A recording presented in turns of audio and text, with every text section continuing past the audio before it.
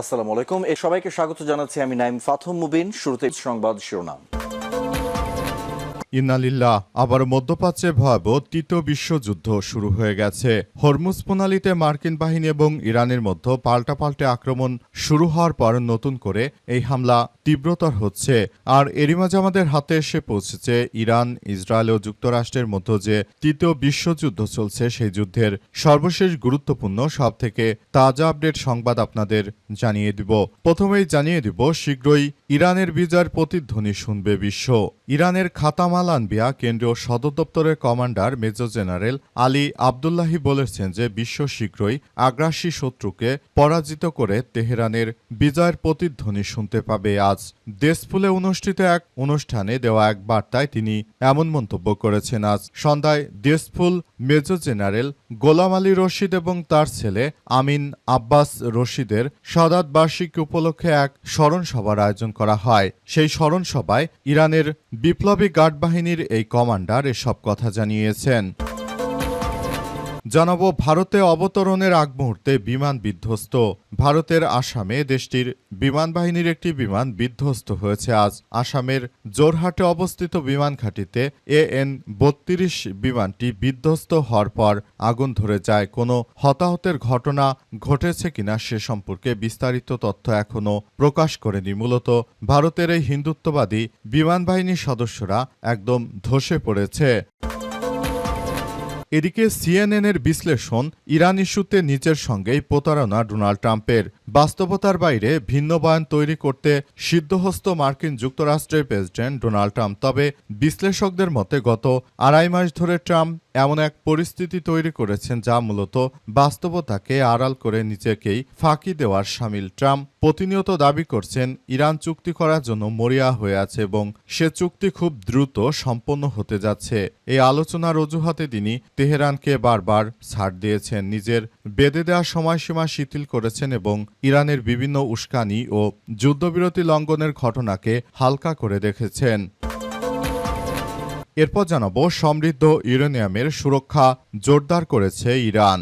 উচ্চমাত্রা সমৃদ্ধ ইউরেনিয়াম মজুদ সুরক্ষিত করার প্রচেষ্টা জোরদার করেছে ইরানের ইসলামী বিপ্লবী গার্ড বাহিনীর সদস্যরা। মার্কিন গোয়েন্দা তথ্য সম্পর্কে অবগত 5টি সূত্রের বরাত দিয়ে তথ্য জানিয়েছে CNN। এতে বলা হয়েছে যুক্তরাষ্ট্রের চোখ ফাঁকি দিয়ে নতুন নতুন উপায় বের করেছে ইরান। এবং সর্বশেষ জানাবো, অপহরণের 23 ঘণ্টা পর কেন্দ্রীয় ছাত্র শিবিরের নেতা লাকসাম থেকে উদ্ধার। অপহরণের 23 ঘণ্টা পর কেন্দ্রীয় ছাত্র শিবিরের নেতা জিশানকে লাকসাম থেকে উদ্ধার করা হয়েছে। শুক্রবার 12 জুন রাত 10টার পরে তিনি আসলে হারিয়ে যান বলে জানা গেছে। তার বড় ভাই অ্যাডভোকেট রাসেল রাফি বিষয়টি নিশ্চিত করেছেন। প্রিয় দর্শক, এতক্ষণ শুনছিলেন সংবাদ শিরোনাম, এবারে বিস্তারিত। তবে তার আগে বন্ধুরা অনুরোধ থাকবে এই সংবাদটিতে একটি লাইক দিন। এই চ্যানেলে আপনি নতুন হয়ে থাকলে আমাদের সংবাদটি দেখতে দেখতে চ্যানেলটি সাবস্ক্রাইব করে রাখুন। কমেন্ট করে বন্ধুরা আপনার মূল্যবান মতামত জানিয়ে দিন আপনি বিশ্বের কোন দেশ থেকে বা বাংলাদেশের কোন স্থান থেকে আমাদের সংবাদটি দেখছেন এবং শুনছেন। আর বন্ধুরা, সংবাদটি আপনার সোশ্যাল মিডিয়া ফেসবুকে শেয়ার করে বন্ধুদেরও দেখার সুযোগ করে দিন।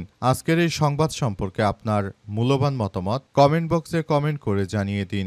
গাজা যুদ্ধে আপনি যদি নিরীহ ফিলিস্তিনিদের ভালোবেসে থাকেন বন্ধুরা, কমেন্ট বক্সে কমেন্ট করে পুরো বিশ্বকে আমাদের এই তাজা আপডেটটি দেখার সুযোগ করে দিন। এবারে বিস্তারিত। সমৃদ্ধ ইউরেনিয়ামের সুরক্ষা জোরদার করছে ইরান। উচ্চমাত্রা সমৃদ্ধ ইউরেনিয়াম মজুদ সুরক্ষিত করার প্রচেষ্টা জোরদার করেছে ইরানের বিপ্লবী গার্ড বাহিনীর সদস্যরা। মার্কিন গোয়েন্দা তথ্য সম্পর্কে অবগত 5টি সূত্রের বরাত দিয়ে তথ্য নিশ্চিত করা হয়েছে।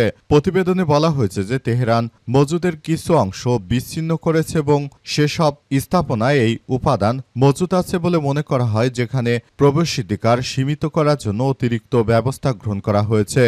এতে আরও বলা হয়েছে যে ইরান সুড়ঙ্গগুলো ভরাট করে দিয়েছে এবং কিছু প্রবেশপথে বিস্ফোরক মাইন স্থাপন করেছে। এর ফলে ইউরেনিয়ামের মজুতে প্রবেশ করা 1 মাস আগের তুলনায় অনেক বেশি কঠিন ও বিপজ্জনক সময় সাপেক্ষ হয়ে উঠেছে। এদিকে মার্কিন গোয়েন্দা ও সামরিক সূত্রের বরাত দিয়ে CNN জানিয়েছে যে ইরানের ভূগর্ভস্থ সুড়ঙ্গে মজুত রাখা উচ্চমাত্রা সমৃদ্ধ ইউরেনিয়াম জোরপূর্বক জব্দ করতে মার্কিন সামরিক বাহিনীর একটি উচ্চ ঝুঁকিপূর্ণ স্থল অভিযানের প্রস্তুতি সাময়িকভাবে স্থগিত করেছেন যুক্তরাষ্ট্রের প্রেসিডেন্ট ট্রাম্প। তিনি মূলত চাইছেন যে তারা যে কোনো মূল্যে ইরানের এই সমৃদ্ধ ইউরেনিয়াম নিজেদের দখলে নিতে চায়, কিন্তু যুক্তরাষ্ট্রের এই সন্ত্রাসী কার্যক্রমগুলোকে ইরান কখনোই বরদাস্ত করবে না বলে ইরানের পক্ষ থেকে নিশ্চিত করা হয়েছে এবং আরও বলা হয়েছে যে যুক্তরাষ্ট্র যতই সন্ত্রাসী কার্যক্রম চালাক না কেন ইরানের বিপ্লবী গার্ড বাহিনীর সদস্যরা তারা পুরোদমে প্রস্তুত রয়েছে। তারা মার্কিন যুক্তরাষ্ট্রের এই সন্ত্রাসী আক্রমণকে প্রতিহত করতেই তারা ব্যাপকভাবে প্রস্তুতি গ্রহণ করেছে। তে যুক্তরাষ্ট্র চরমভাবে ধরাশায়ী হয়ে পড়েছে।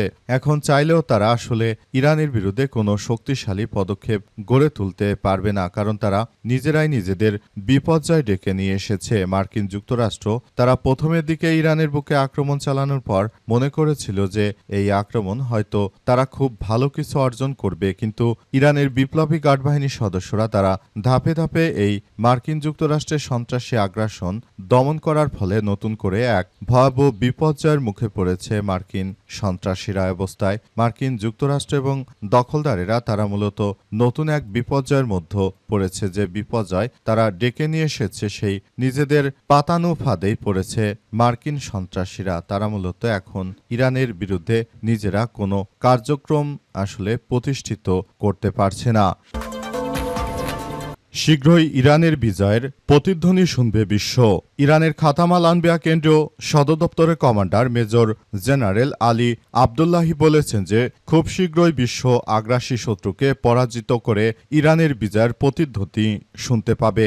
আজ দেশপুলে অনুষ্ঠিত এক অনুষ্ঠানে বার্তায় তিনি এসব কথা জানিয়েছেন। ইরানের এই সামরিক কর্মকর্তা জানিয়েছেন যে মার্কিন যুক্তরাষ্ট্র অতীতেও তারা ইরানের বিরুদ্ধে সন্ত্রাসী কার্যক্রম শুরু করেছিল, তবে ইরানের বিপ্লবী গার্ড বাহিনীর সদস্যরা তারা এমনভাবে যুক্তরাষ্ট্রকে ধসিয়ে দিয়েছে যে যুক্তরাষ্ট্র এখন আর ইরানের বিরুদ্ধে কোনো কার্যকর পদক্ষেপ গ্রহণ করতে পারছে না। মার্কিন সন্ত্রাসীরা তারা পুরোদমে ধসে পড়েছে। জায়নবাদী সন্ত্রাসীরা এ পর্যন্ত তারা আসলে কোনোভাবেই কোনো কিছু করতে পারছে না। তাদেরকে প্রায় প্রতিটি জায়গায় ইরান ধসিয়ে দিয়েছে।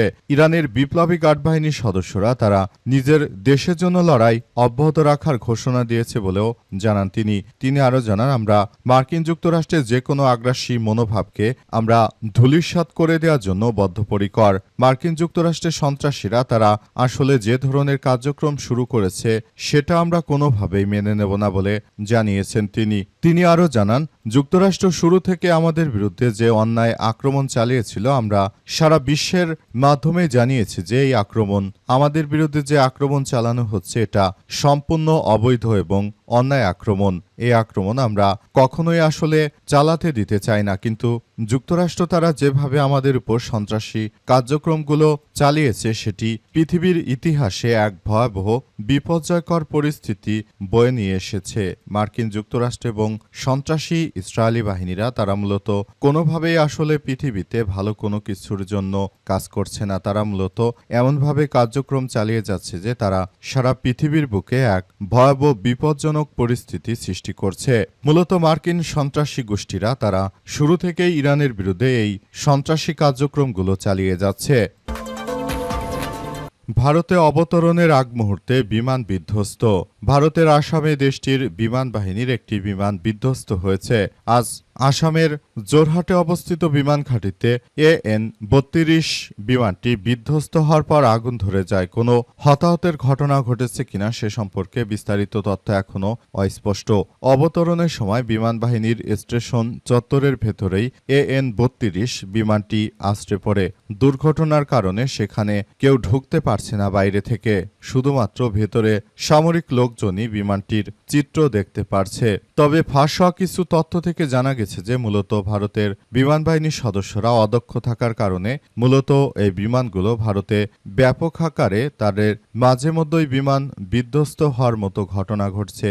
ভারতের হিন্দুত্ববাদী নরেন্দ্র মোদী তিনি মূলত শুরু থেকে যেভাবে কার্যক্রম চালাতে শুরু করেছিলেন তিনি এখন আসলে সেভাবে পারছেন না। তিনি তার বাহিনীকে যেভাবে এগিয়ে নিয়ে গিয়েছিলেন, কিন্তু মার্কিন যুক্তরাষ্ট্র তার জন্য ব্যাপক এক হুমকি হয়ে দাঁড়ায়। যুক্তরাষ্ট্রের কারণে মূলত ভারতের হিন্দুত্ববাদীরা একরকম পিছিয়ে পড়েছে, কারণ যুক্তরাষ্ট্রের প্রেসিডেন্ট ট্রাম্প নিজেই কিন্তু ভারতীয়দের দেখতে পারেন না, ভারতীয়দের তিনি ছোটলোক হিসেবে ঘোষণা দিয়ে থাকেন। তাই ভারতের এই হিন্দুত্ববাদীদের রাশিয়া থেকে যে সমরাস্ত্র আমদানি করত সেগুলোর উপর নিষেধাজ্ঞা দেওয়ার পর ভারতের এই সন্ত্রাসী বাহিনী তারা মূলত একরকম দিশেহারা হয়ে পড়েছে। তাদের আগের যে সমস্ত বিমান বা যন্ত্রপাতি ছিল সবগুলোই একরকম ধ্বংসস্তূপে পরিণত হচ্ছে।